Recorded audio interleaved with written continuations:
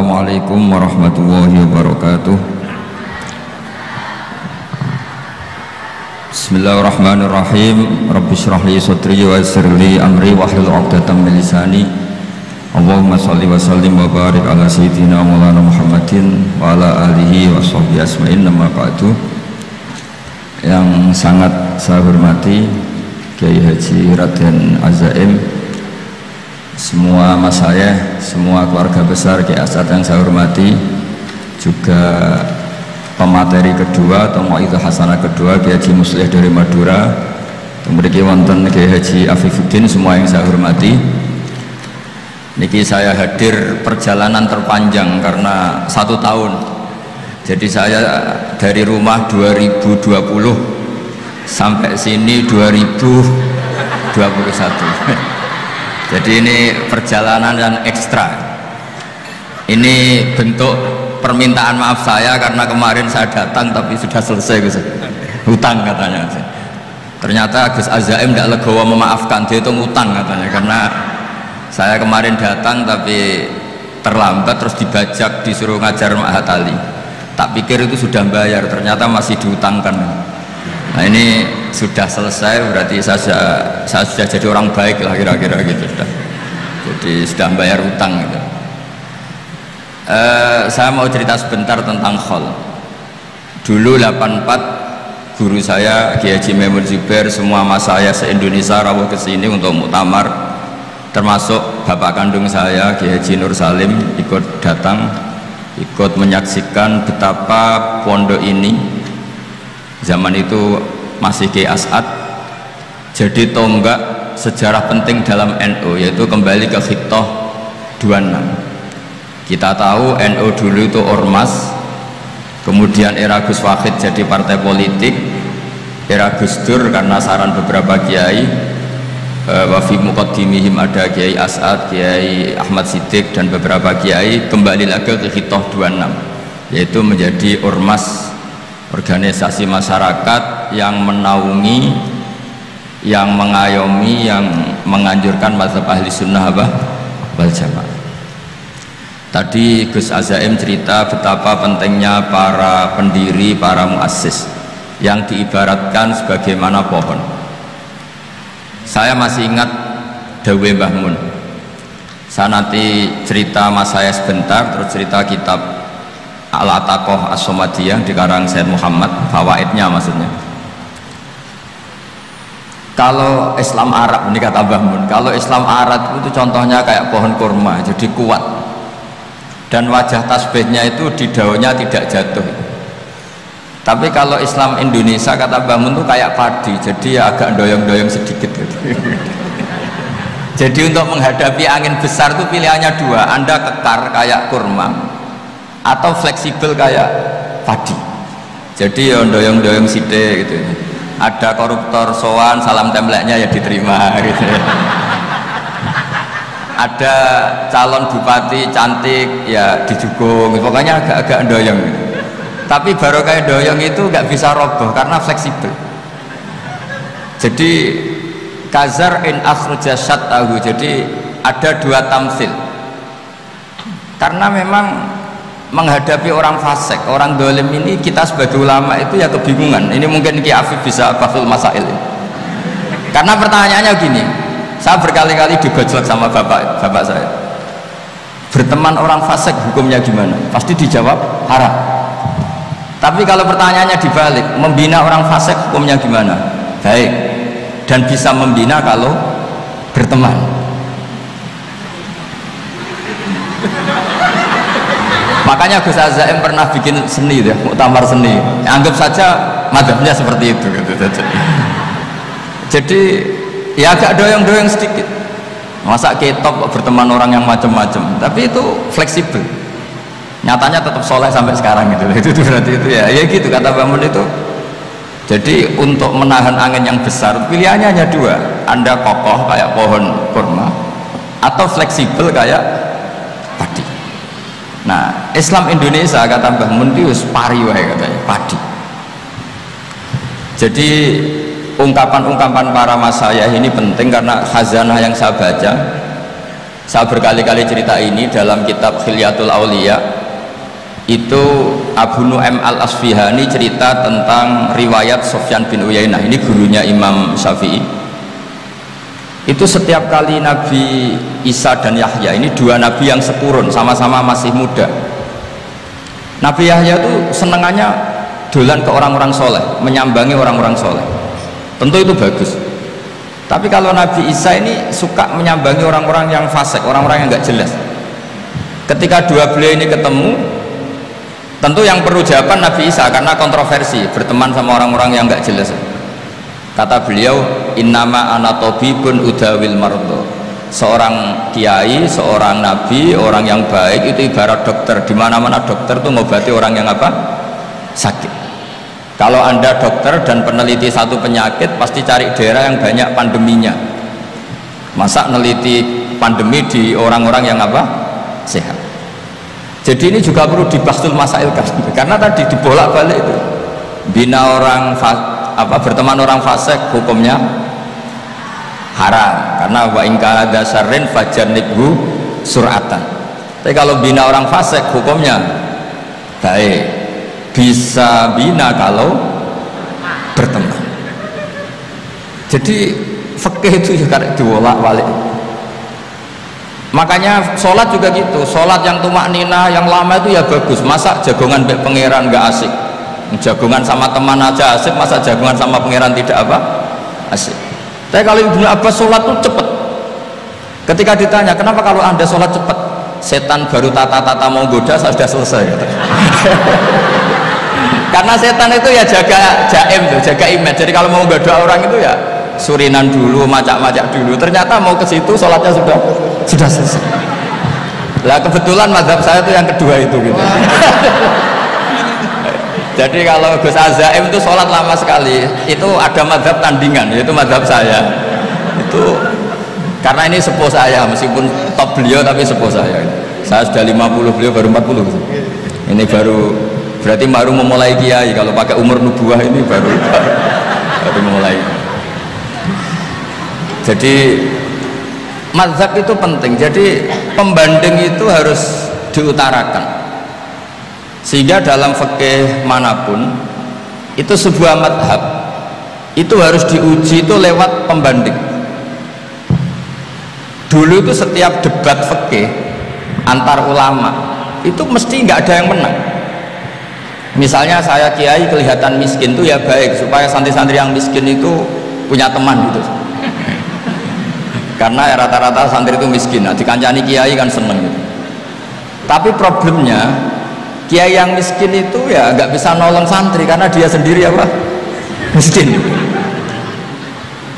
Makanya dulu Imam Syafi'i itu pengagum orang miskin. Setelah ngaji Imam Malik tanya, ya Imam Malik, orang yang sealim jenengan itu siapa? Jawabnya Imam Malik lucu. Dulu Abu Hanifah, sekarang orangnya sudah meninggal ya.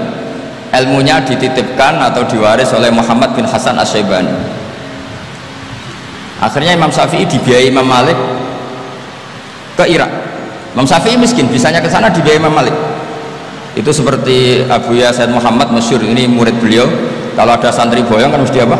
Disangoni.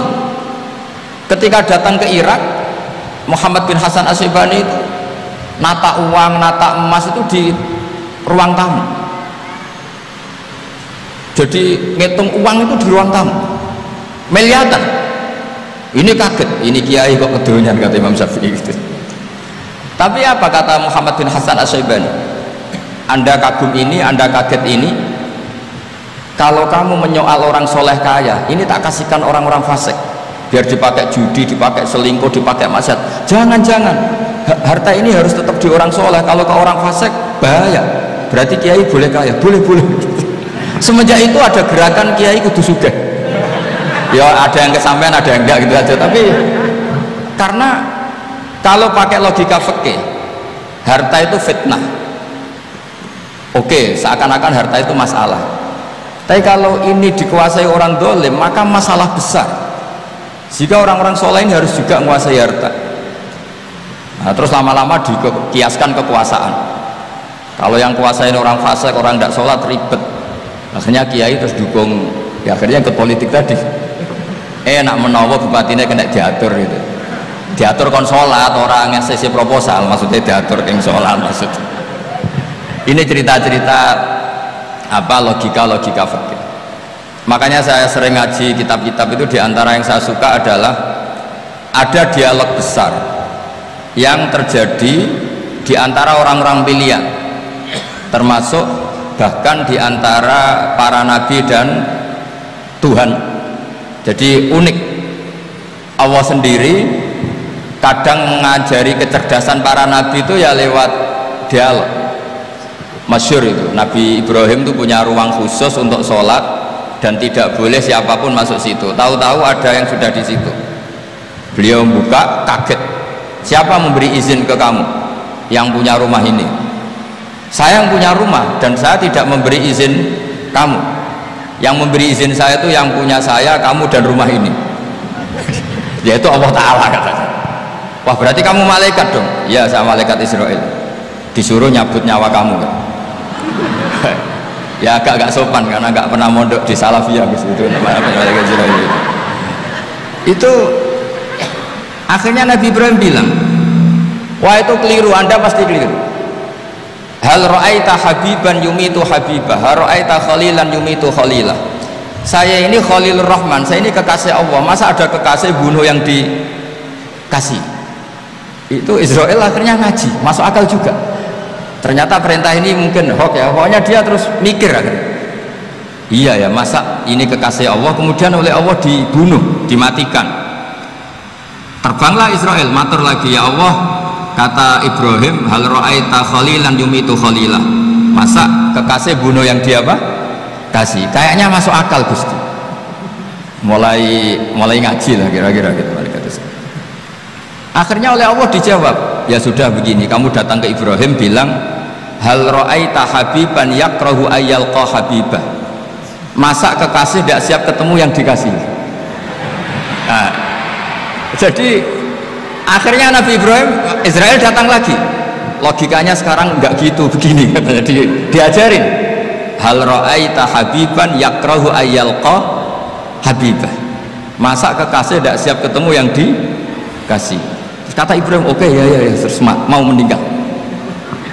Jadi kalau jenengan cinta betul sama Allah ya harus, ya tidak usah, jangan sekarang. Tapi kalau mati di rumah aja, kalau di pondok repotnya kiainya nanti. Tapi nanti setelah punya cucu banyak. Nah, barokahnya baca ini, dialog-dialog orang pilihan ini akan tersibak. Karena tidak dalam semua kebaikan itu nggak ada logikanya, rata-rata ada logikanya. Misalnya begini, kalau Anda orang soleh, kemudian anak Anda pamit mau sekolah di Jerman, pilihan Anda mengizinkan apa enggak? Karena potensi jadi fasik ya tinggi, karena di tempat-tempat potensi berdakwah dari daerah yang untuk daerah yang tidak ada dai-nya menjadi ada. Itu mesti ulama itu berdebat. Misalnya punya anak pamit mau kembali atau keluarga. Yang satu cara berpikir optimis. Awal ada dai di beberapa negara Eropa itu ya barokahnya imigran, pekerja, mahasiswa. Dan semua itu bumi Allah, harus ada tasbih, harus ada tahmid. Dan itu harus dimulai dari kemauan atau mengizinkan anak asuh kita ke sana. Tapi di sisi yang lain potensi jadi fasik itu tinggi sekali. Mana iman pas-pasan. Nah, hal-hal seperti ini itu pasti jadi perdebatan. Dan kita harus menjawab. Dan tadi kayaknya di semua Basul Masail Pondok Salafiyah jawabnya pede semua, nggak ada ragu, nggak ada khilaf. Baguslah kalau pede. Meskipun nanti mungkin ada ulama lain yang cara berpikir apa? Berbeda. Sehingga ini saya cerita ya. Sehingga di kitab-kitab fikih, misalnya saya kok hidup di Bali sudah punya komunitas ngaji. Itu kok saya pindah ke Sukorejo sini, banyak ulama yang mengatakan haram karena membiarkan bumi Allah yang sudah pernah ada orang yang sujud kemudian ditinggalkan kosong dan kemudian dikuasai orang yang tidak sujud, jadi dianggap itu pembiaran. Jadi banyak di kitab Qalyubi, sarahnya Mahalli, jika ada seorang muslim yang hidup di negara orang kafir, dia nyaman, tidak dapat teror, itu nggak boleh lagi pindah ke negara Islam yang sehat. karena takutnya li Allah yastauli al kafir tilkal buka, supaya bumi itu tidak dikuasai orang kafir. Jadi ini hal-hal yang para fuqaha itu harus berdebat, karena ini masalah-masalah furu'iyah.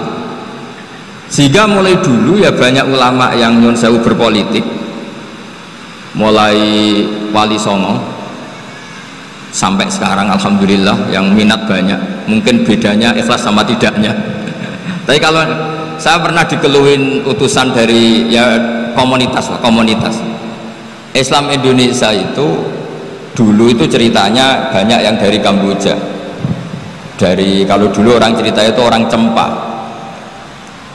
Itu setelah di Indonesia besar Wali Songo dan Brawijaya 5 itu sudah mulai oleng, itu singkat cerita mereka berpikir ingin bikin kerajaan apa? Islam di Demak Mintoro dengan raja pertama yaitu Raden Fatah, karena Raden Fatah ini putra Brawijaya. Padahal setelah jadi kerajaan ini era cucu sudah konflik, berebut kekuasaan, akhirnya sampai jadi Jipang, jadi Jogja, jadi Solo dan seterusnya. Tapi kata Mbah Mun itu tetap barokah, karena orang Islam terus terbiasa mimpin, sekeliru-keliru sidik semoga orang Islam biasa mimpin. Sehingga zaman Mbah Hashim ya sudah mimpin Masumi, zaman Ki As'ad pengaruhnya besar, sampai sekarang Kiai pengaruhnya besar. Nah barokahnya Kiai pengaruh besar ini sampai moral jadi ukuran. Misalnya sekarang ada calon bupati kok nggak sholat itu pasti kalah. Jadi sholat itu jadi tolok ukur untuk calon apa? Bupati. Meskipun mungkin punya efek pura-pura sholat, tapi gak apa-apa lah, sementing moral ini jadi ukuran. Sementara yang di Thailand, di Patani itu karena dulu pelajarannya tasawuf, itu orang gak ambisi mimpin dunia, tahu-tahu dipimpin, dan akhirnya nyuwun sewu ya saage Islam-Islam yang dulu terlalu tasawuf karena gak punya pengalaman memimpin, akhirnya lazimnya konsekuensinya hanya dipimpin. Tapi Islam Indonesia beda, karena kulino mimpin itu akhirnya dari orang Islam biasa menjadi Islam yang sholat sampai Islam yang bisa ngaji, itu bisa mimpin negara. Tentu yang paling populer dimulai Gus Dur. Jadi ini sesuatu yang barokahnya istihad para kiai, sementing Islam itu kulino mimpin. Sehingga di Indonesia itu barokahnya itu kebaikan itu jadi tolok ukur. Ada orang kok terkenal koruptor atau terkenal nyuwun sewu selingkuh atau terkenal apa, itu pasti tidak jadi, karena moral itu menjadi tolok ukur, dan itu adalah politik para kiai. Jadi ini saya cerita, dan itu negara juga akhirnya untung karena seleksi agama sama negara itu sama-sama kiai ya bilang negara harus dipimpin orang soleh, negara juga bilang seperti itu. Nah ketokohan-ketokohan para beliau-beliau ini yang mau lah bekerja sama dengan umarok. Kita tahu dulu Pak Harto ya rawuh ke sini ketika Muktamar 84, rawuh ke Ki As'ad, ketika mau kembali ke Khittah juga dirembuk oleh ulama dan umarok, dan akhirnya ini menjadi negara yang alhamdulillah semoga selalu menuju baldatun thayyibatu wa rabbun ghafur. Nah kemudian di sini saya tabarruk dengan Said Muhammad, gurunya Kiai Haji Azaim. Saya mau cerita tentang amaliyah tadi. Saya sebetulnya nggak niat bacakan bab itu, gara-gara ada khataman jumlahnya banyak saya jadi pusing. Ini panitianya tanya, khatam betul apa enggak? Iya Gus, khatam betul. Tapi kayaknya saya tidak yakin itu. Karena saya ini kan dari pondok tahfidz itu. Biasanya anak khataman itu ya rada bodoni itu. Wes dibaca buanter sing nyemak ya mendelok pojok tok. Mergo kebanteran. Nah, akhirnya lafat-lafat yang di tengah itu enggak di apa? Baca. Tapi ya semoga dimaafkan Allah. Yang jelas itu enggak. Tapi saya mau cerita ya. Jadi cara berpikir Said Muhammad ini nanti juga saya teruskan di Mahat Ali. Ini saya baca ya. Di antara yang diyakini madhab Malikiyah, ini saya baca saja teksnya. Jadi ada riwayat namanya, kalau Said Muhammad bahasakan itu Ataqoh Somadiyah. Kalau di Indonesia kadang orang bilang Al-Ataqoh Al-Kubro, yaitu dengan membaca surat Ikhlas. Di sini jumlahnya hanya 100 kali, Kila 1000 kali. Tadi berapa teman? 700-an 700 juta ini sudah susuk banyak ini. Di sini hanya 40, riwayat lagi 100, 1000. Terus sampai tadi berapa? 800 juta. Wah ini sudah susuk ini. Itu anak cucu sampean pasti masuk surga itu kalau gitu.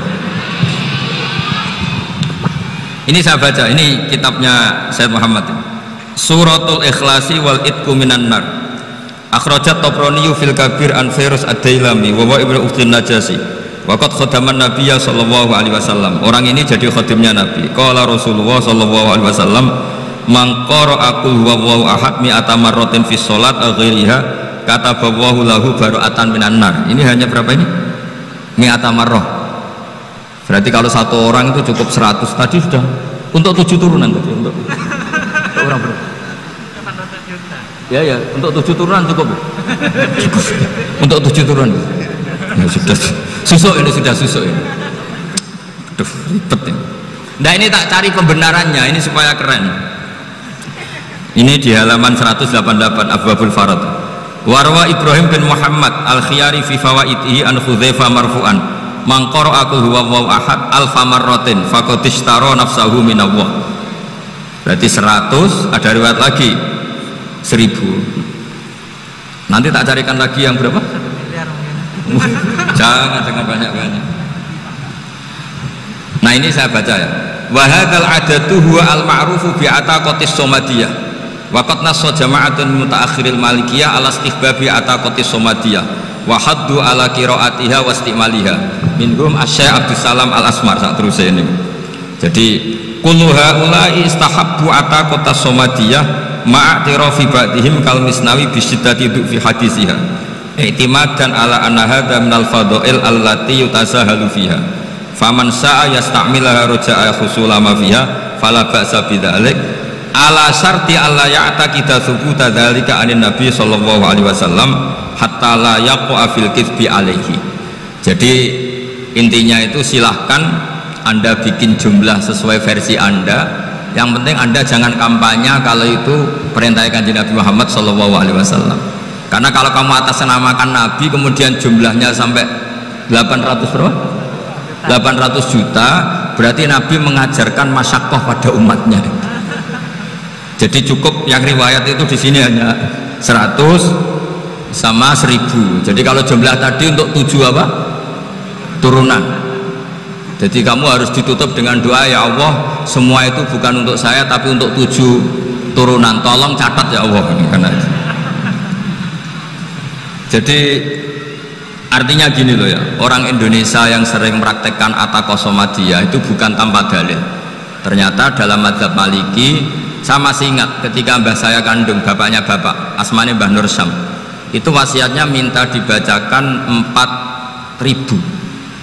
Yang baca pas itu ya bapak sama anak-anaknya. Dan kemudian alhamdulillah zaman akhir itu mulai agak ngawur. Kalau ada acara itu wong liya kon maca anake mlebu metu gak melok maca. Itu keliru, saya jamin itu keliru. Saya sering kalau mimpin di rumah, kalau yasinan di tonggo-tonggo kok anaknya gak maca, saya keluar. Bapakmu wong liya kon maca, kata saya gitu. Jadi itu menurut saya itu yang jelas. Saya sampai ngisi begini, yang ada riwayatnya itu idza mata ibnu adam in qata amaluhu illa min salasin shadaqatin jariyah au ilmin yuntafa'u bi aw waladin sholihin yatullah. Itu tidak ada di hadis au kiyayin sholihin yatullah. Yang ada itu awaladin apa? Sholihin. Jadi anaknya harus ikut, kalau tidak usah. Akhirnya anaknya dawuh nggih Gus nggih. Akhirnya tak kei jagung paling akeh, kula mendhet sithik. Wong aku ora anake. Kadang-kadang enggak, orang lain baca buahnya anaknya mau mlebu metu mau enggak tamu mbek rokokan. Itu harus ditobatkan ya. Keliru itu. Karena nasnya bukan auqiyayin sholihin tapi awaladin sholihin. Ini bukan provokator, ini memang ya seperti itu. Nah terus tentang tadi la ilaha illallah yang didawuhkan Gus Azaim, la ilaha illallah itu penting sekali. Cuma saya mohon itu dielmoni lah. Jadi dulu kalimat ini menjadi spesial karena dielmoni, karena dimulai dari fa'lam annahu la ilaha illallah. Terusannya ayat tuh wastaghfir li dzambika walil mu'minina wal mu'minat. Saya ulang lagi ya, terusannya ayat tuh wastaghfir lidzambika walil mu'minina wal mu'minat. Makanya menurut mazhab Sadili, kamu disuruh baca la ilaha illallah dulu, jangan istighfar dulu. Saya ulang lagi ya, dalam mazhab Sadiliyah itu la ilaha illallah dulu, nggak boleh istighfar dulu. Alasannya masuk akal. Orang yang kafir 70 tahun itu sekali baca la ilaha illallah itu langsung yughfar lahum ma qad salaf. Sehingga la ilaha illallah sendiri sudah punya kekuatan supaya dosa kita diampuni. Qul lil ladzina kafaru iyantahu yughfar lahum ma qad salaf. Cara menghentikan kekafiran gimana? Dia melafadzkan la ilaha illallah. Ini kalimat yang begitu saktinya sampai orang yang kafir puluhan tahun itu dosanya semuanya terhapus hanya karena melafadzkan la ilaha illallah. Nah, makanya kata Abdul Hasan Asyadili, wastaghfir li dzambika ay bihadil kalimah. Seseorang sah diistighfar itu kalau melafadzkan la ilaha illallah. Misalnya ada orang kafir mati kafir, sah nggak anak cucunya mengistighfari dia? Tidak sah karena belum melafadzkan la ilaha illallah. Makanya kata Abdul Hasan Asyadili, wastaghfir li dzambika ay bihadil kalimah. Sehingga lafadz ini spesial betul. Tapi kadang-kadang beberapa mursyid cara berpikir lain. Ini kalimah thayyibah harus dibaca orang suci, sehingga mendahulukan apa? Istighfar, untuk supaya pas melafatkan kalimah thayyibah sudah dalam keadaan apa? Suci. Itu juga masuk akal. Tapi secara meyakinkan saya sendiri lebih mengikuti manhajnya Abil Hasan Asyadili, karena alasannya tadi, yang kafir puluhan tahun saja langsung luntur dosanya karena melafatkan la ilaha illallah. Artinya la ilaha illallah sendiri sudah bagian dari istighfar.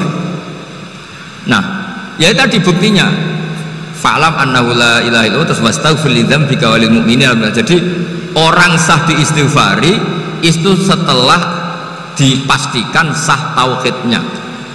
Jadi setelah tauhidnya sah, yaitu la ilaha illallah, baru sah apa? Diistighfari. Sehingga orang kafir, saya ulang lagi, orang kafir yang mati kafir, anak cucunya tidak boleh apa? Tidak boleh menistighfar. Terus saran saya kedua, la ilaha illallah itu filosofinya itu nafyun li uluhiyatil ghairillah wa isbatun li uluhiyatillah wahdah. Filosofi la ilaha illallah itu gimana? Menafikan semua selain Allah itu tidak Tuhan dan hanya menuhankan Allah semata. Nah, itu caranya gimana? Caranya kita harus terbiasa. Ini karena tadi saya dibilangin panitia ini rata-rata mustameknya atau mustamiatnya ini santri. Caranya gimana? Dilatih pakai logika. Saya berkali-kali cerita kalau ngaji, saya sekaligus kampanye. Allah itu Tuhan yang begitu fair. Untuk menjadi Tuhan, Allah mempersilahkan, ada kualifikasi Tuhan. Jadi boleh dikompetisikan, itu boleh kata Allah. Gak apa-apa kamu ngaku Tuhan gitu, kata Allah. Tapi nak ngaku pangeran itu paling gak ya direputasi lah, ada verifikasinya. Dimulai dari apa? Ya kalau jadi Tuhan itu setidaknya bikin langit bumi lah, aturannya gitu. Jadi kalau daftar bupati ya daftarlah ke KPU. Masa tahu-tahu jadi apa?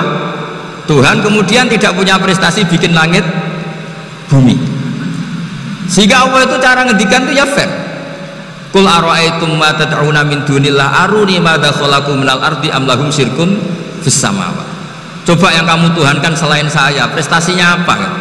Ketika saya bikin bumi itu apa ikut bikin? Terus am lahum syirkun fis samawati. Kalau bikin langit, kalau nggak bisa ya urun lah gitu. Urun semen apa urun bego, pokoknya urun lah gitu. Urun ora, bae bumi ora, ngerti-ngerti ngaku jadi pangeran. Kul hatu burhanakum. Jadi ya kan ya lucu kan, misalnya syarat kiai di Salafiyah kan keluarga Kiai As'ad, cucunya ngaji ngalim. Orang keluarga Kiai As'ad tuh aku kiai utama di Salafiyah. Oh mesti dipenjara ya. Lah yo gak gawe langit bumi, gak ada prestasi terus ngaku sebagai apa? Tuhan. Sehingga fair. Makanya saya berkali-kali cerita. Jubair bin Mut'im itu punya anak namanya Muhammad. Ini sudah orang alim, Muhammad bin Jubair bin Mut'im. Itu cerita awala islami abi. Mut'im itu orang pinter sekali. Saking pinternya dia jadi delegasinya orang Quraisy datang ke Rasulullah sebagai negosiator untuk membebaskan Asra Badrin, tawanan perang apa? Badar. Yang namanya disuruh itu pasti orang pinter. Tapi apa yang terjadi ketika nginep di masjid, karena zaman itu gak ada hotel, nanti jadi geger orang musyrik nginep di masjid hukumnya gimana? Bahsul masail tok. Zaman itu mau tidak mau, kalau sekarang kan ada hotel, kiai juga punya wisma. Apa yang terjadi? Orang ini cerdas sekali. Dan delalah Nabi pas sholat maghrib itu baca wattur wa kitabim mastur sampai am khalaqus samawati wal ard. Ya kalau kamu jadi Tuhan ya setidaknya menciptakan langit bumi lah. Namanya jadi Tuhan ya ada persyaratan. Paling tidak punya reputasi menciptakan langit bumi. Atau kalau jadi Tuhan setidaknya reputasinya itu nggak diciptakan yang lain. Am khuliqu min ghairi syai'in. Ini jadi Tuhan kok punya bapak, punya ibu. Ini jadi Tuhan kok lahirnya di bumi, ada tanggal lahirnya, ada tahun. Masa jadi Tuhan kok dulu buminya semuanya walhasil tuh. Akhirnya Nabi ketika salam sholat maghrib dia datang, ya Rasulullah, akalku habis oleh ayat yang barusan kau baca. Sudah saya Islam saja. Argumentasi selain Allah Tuhan itu batal. Itu lah saya mohon santri-santri salafiyah itu baca Quran sampai seperti itu. Jadi jangan hanya khataman banyak-banyakan maksudnya. Ini bukan nyindir, ini ngamuk ini. Jadi ya khatamannya tadilah 1000 atau berapa lah, jangan banyak-banyak. Juga kasihan malaikat yang nyatet kan. Wong baru subhanallah alhamdulillah aja di teks hadisnya abad al malaikah kan ditete. Itu baru subhanallah alhamdulillah itu sudah mencapaikan malaikat. Makanya saya wiridan tuh arang-arang kasihan malaikat karena nanti jadi itu ya ada madhabnya itu. Jadi kalau Gus Azaim sholat lama tak saingi sholat cepet itu sama-sama ada madhabnya. Yang cepet kayak saya tadi, setan pas tata-tata mau goda pas rukuk saya sudah itidal, mau goda itidal saya sudah sujud, pusing dia. Tapi jangan tiru, ini madhab yang agak-agak khusus lah, sudah cara orang Madura agak khilaf di sini. Khilaf ya, khilaf ini agak khilaf ini sudah. Tapi saya ingin lah, sampean kalau ngaji Quran itu dilatih berlogika.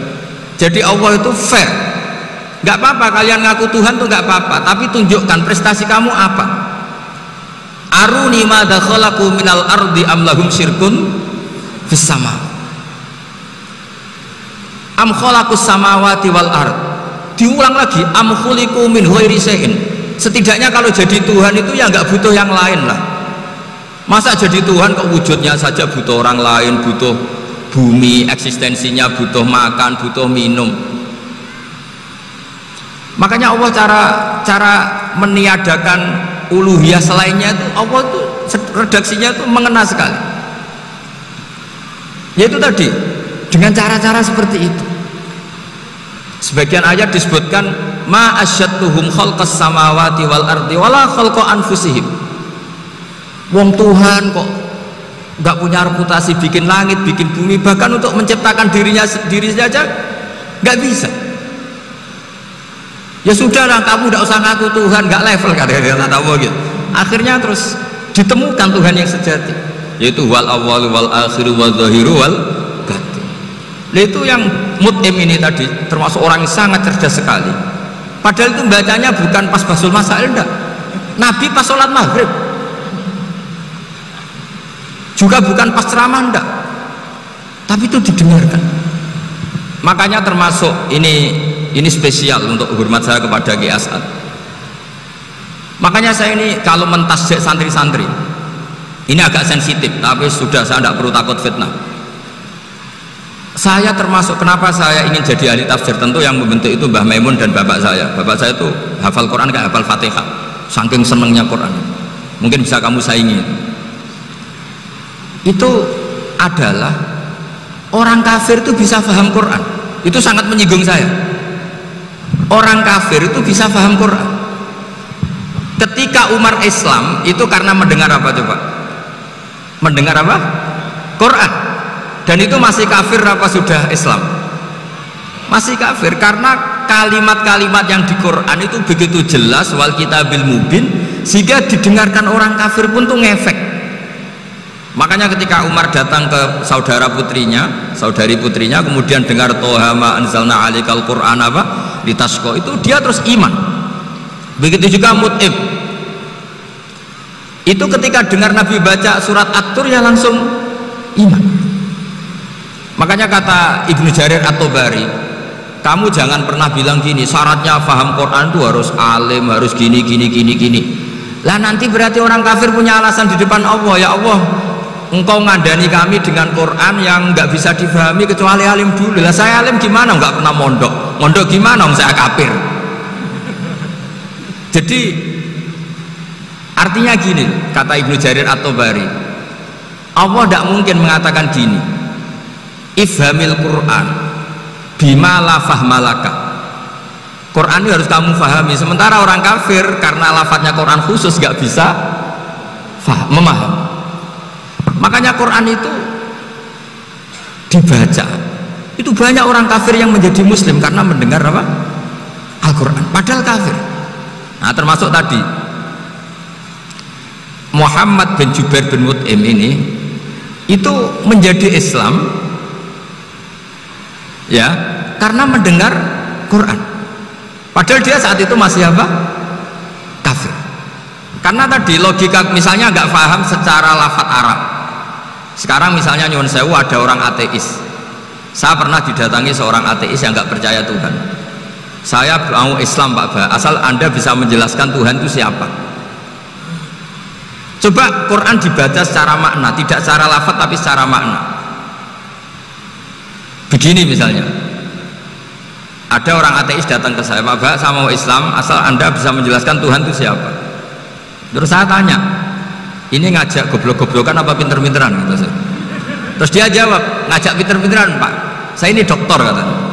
Maksudnya di akademiknya dia dokter, mungkin jurusan matematika atau apa, tapi di ketuhanannya jeblok. Terus tak tanya, kalau ini ada kertas, kamu suka ada rumusnya apa suka ada? Ya suka ada rumusnya. Kenapa ada kertas? Ya karena ada yang bikin. Nah kira-kira berstatus membikin atau membuat itu sesuatunya mewujud apa enggak? Ya pasti mewujud lah, pasti ada. Ya sudah, anggap Tuhan itu adalah sebab dari semua yang ada.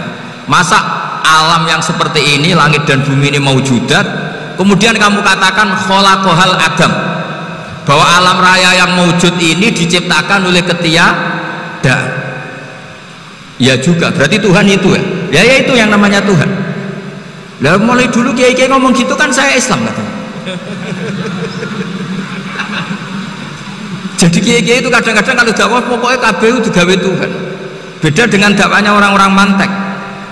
Orang-orang mantek itu kan nggak pernah nyebut Allah. Ini alam hawadis, labuda min muhdis. Meskipun mereka, lah muhdis ini menurut Islam namanya Allah, tapi sebetulnya kan nggak langsung bilang Allah. Jadi tak kasih tahu, alam raya ini mewujud nggak? Ya mewujud Pak. Bisa nggak sesuatu yang nggak ada menjadi faktor wujudnya yang ada? Ya nggak bisa, namanya nggak ada itu nggak bisa jadi faktor. Nah itu hebatnya ulama-ulama kita ketika mengenalkan Allah itu siapa? Zat yang wajibil wujud. Jadi kita ini kalah pinter ulama-ulama dulu. Ya alhamdulillah kalahnya sama ulama dulu. Kalau kalah sama ulama sekarang isen. Jadi ulama dulu sudah pinter.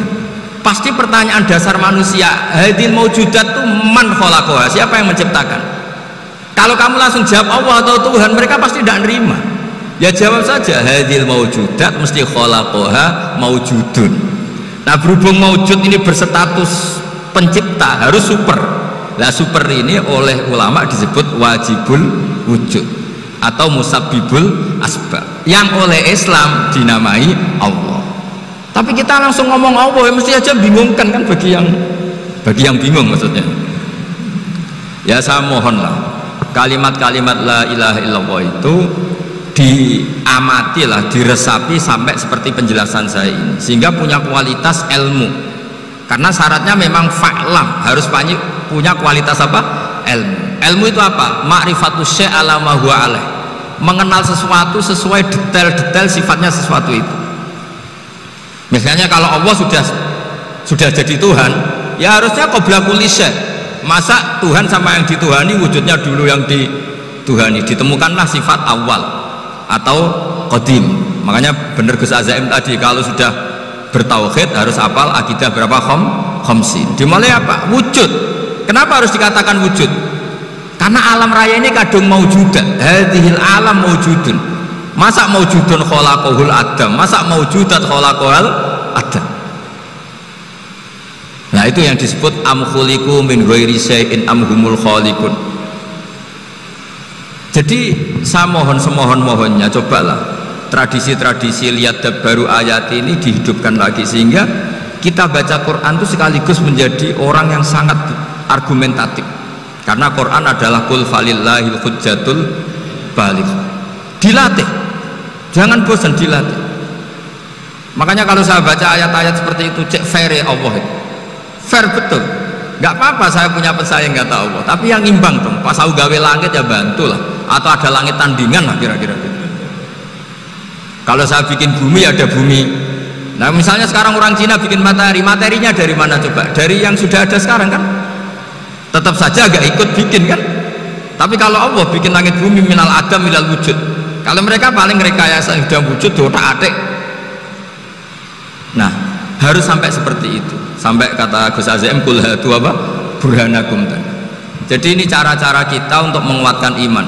Aruni madza khalaqu minal ardi am lahum syirkun fis samawati. Terus kata Allah, itu nih bi kitabim min qabli hadza au atharatin min ilmin.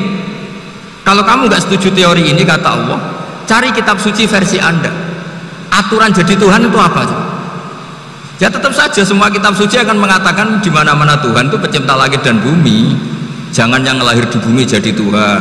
Jangan Lata Uzza jadi Tuhan. Jangan karena sakti jadi Tuhan. Nah ini di sini pentingnya ilmu balaghah, ilmu mantek yang alhamdulillah di pondok-pondok kita masih diajari. Makanya kata mantek sebetulnya ilmu akal hanya menemukan hadil maujudat khalaqaha maujudun. Nah yang wujud ini siapa? Ya wajibul wujud. Nah kemudian Islam menamai ini Allah Subhanahu wa ta'ala. Makanya ulama dulu itu kalau ngendikan Allah itu siapa? Zat sing wajibul wujud. Itu filosofinya luar biasa. Karena dengan seperti ini bisa menafikan teori ateisme bahwa alam raya ini diciptakan oleh ketiadaan. Makanya saya bilang tadi, ngajak goblok-goblokan apa pinter-pinteran? Lah nek ngajak goblok-goblokan yang ini, hadhil maujudat khalaqahal adam. Terus kita goblok bareng. Loh iya kan, barang maujud diciptakan yang tidak maujud. Wong ora wujud kok mempengaruhi sing wujud. Ya mongko nak goblok bareng kan. Akhirnya, kok loh, saya ini dokter masa kamu ajak goblok? Ya sudah, pinter saja kata saya. Alhamdulillah karena debat kecil ini dia menjadi nyaman lagi dengan apa? Islam. Memang saya tentu nggak bisa disalahkan doktoralnya karena di ilmu yang selain apa? Teologi gitu. Tapi kan polanya dia pasti pinter. Makanya ini sekaligus mengingatkan anak-anak lah. Kecakapan menjelaskan itu harus dilatih karena diantara kelebihannya Quran itu wal kitabil apa? Mubin, yaitu kitab yang punya kemampuan menjelaskan. Ini yang terakhir saya beri contoh. Terakhir ini penjelasan Quran. Dulu orang kafir itu cara berpikir itu begini, Muhammad, urusan kita ini banyak, problem kita banyak. Masa iya urusan yang banyak ini cukup dengan satu Tuhan? Kalau problem banyak ya Tuhannya harus banyak. Ada Tuhan pohon, Tuhan hujan. Ya kayak Cina itu ada Dewi Kuan Im keberuntungan, ada yang sial, yang pokoknya diurus yang banyak. Maka mereka bilang aja'alal alihata ilaha wahida inna hadza la syai'un ujab. Ini aneh, urusan banyak kok Tuhannya satu, ini aneh lah. Tapi Nabi secara sabar, dan yang diomongnya orang kafir, tidak anak Mahatali, orang kafir. Jadi nanti kalau anak Mahatali gak paham Quran kebangetan, orang kafir saja paham. Akhirnya Nabi secara santai, secara rileks memberi penjelasan gini. Kalau Anda menjadi buruh, kalau orang Arab dulu bilang abdan, kamu suka nggak punya majikan banyak, perintahnya beda-beda, semuanya memaksa kamu untuk nurut. Sama punya majikan satu yang baik, ya nggak suka lah Muhammad kalau majikan saya banyak, semuanya berhak merintah saya, tidak enak, majikannya satu saja. Terus kata Nabi, Tuhanmu itu majikan kamu, kalau Tuhannya banyak kamu bingung, nanti perintahnya banyak. Akhirnya mereka paham, dan itu segampang itu Allah memberi penjelasan.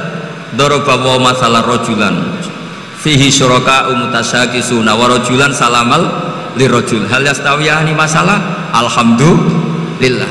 Langsung diberi analogi. Kalau kamu jadi buruh punya majikan banyak yang perintahnya beda-beda, kemudian jadi buruh yang majikannya satu, kamu milih mana? Ya milih satu Muhammad. Ya sudah, kalau Tuhannya banyak, perintahnya banyak, kamu juga bingung, langsung menjadi paham. Nah, ketika ada orang tidak ikhlas, Nabi cara memberi penjelasan juga gampang. Misalnya saya dikasih uang Gus Azaim 1 juta, kemudian matur nuwun saya sama Pak Afif, aneh nggak? Saya ini orang aneh nggak? Orang aneh nggak? Itu Nabi kalau mencontohkan orang tidak ikhlas gitu. Kata Rasulullah, orang tidak ikhlas itu sebagaimana orang beli budak. Min kholisi malih, budak itu dibeli dari uangnya sendiri. Kemudian fa'amilah hadal abdu, budak ini kemudian bekerja dan a'tohullatahu, hasilnya dikasihkan sama orang lain. Terus Nabi memberi percontohan, ayasurrukum ayyakuna abdukum kadzalik, apa kamu suka kalau budak kamu seperti itu? Dulu orang-orang dulu kan beli budak untuk disuruh bekerja, terus disuruh setor apa hasilnya. Jadi budaknya kamu yang beli, yang biayai. Kalau sekarang mungkin nggak ada budak, gini lah, saya nyuruh Zaid, tak kasih mobil, tak kasih bensin, tak kasih uang jalan supaya narik angkot, hasilnya disuruh ngasihkan saya. Ternyata dikasihkan orang lain dan matur nuwun sama orang. Kamu suka punya budak seperti itu? Ya tidak suka ya Rasulullah. Ya ibaratnya seperti itu, bumi yang bikin Allah, nyawa kamu yang bikin Allah, semua fasilitas dari Allah, kemudian kamu menyembah selain Allah. Segampang itu. Dan Nabi telaten sampai dulu yang mayoritas orang kafir menjadi mayoritas muslim, dan semuanya tanpa paksaan, la ikraha fiddin, karena qad tabayyana rusdu minal ghayy. Nah, cara tabayana gimana? Yaitu punya kemampuan menjelaskan. Wal kitabil apa? Mubin. Ini makanya saya mohon, ini saya mohon semohon-mohonnya anak-anak ini kan kader-kadernya Mbah Samsul Arifin, Mbah As'ad, Gus Fawaid, sekarang Gus Azaim, semuanya harus punya kemampuan wal kitabil apa? Mubin. Sehingga diantara sifatnya Nabi itu fatonah, punya kecerdasan. Nabi itu gak pernah debat kalah, itu meskipun sudah terdesak gak pernah kalah. Pernah Nabi itu ngendikan la adwa wala tiarata, tidak ada penyakit menular. Ada orang yang mungkin kurang suka, iseng, ada onta yang sudah gudiken dijejerno sama yang waras, ternyata yang waras jadi gudiken. Akhirnya Nabi diundang lah kira-kira gitu, ya Rasulullah, kata engkau gak ada penyakit menular, tapi ini onta yang gak gudiken tak jejerkan yang gudiken ikut gudiken, berarti kan menular. Nabi santai jawab, faman jarrobal awal, lalu yang pertama gudiken ketularan siapa? Wah, kalau ini asli Nabi, ya sudah seperti itu. Jadi ngiranya dia menang karena yang gudikan pertama nulari yang kedua. Ternyata Nabi tanyanya lagi, faman jarrobal awal, yang gudikan yang pertama siapa? Oh, ini asli ya, maksud saya itu. Jadi Nabi itu gak pernah kalah karena Nabi punya apa? Fatona. Jadi saya mohon, ya tadi makanya ini efeknya tuh khatamannya gak boleh banyak-banyak ya. Maksud saya kalau musim khataman ya gak apa-apa, khataman banyak-banyak. Tapi kalau gak musim khataman ya musim-musim tadabbur gitu. Tapi kalau ini musim khataman ya monggo lah. Cuma saya kok kasihan malaikatnya tadi itu. Ya, minta maaf. Assalamualaikum warahmatullahi wabarakatuh.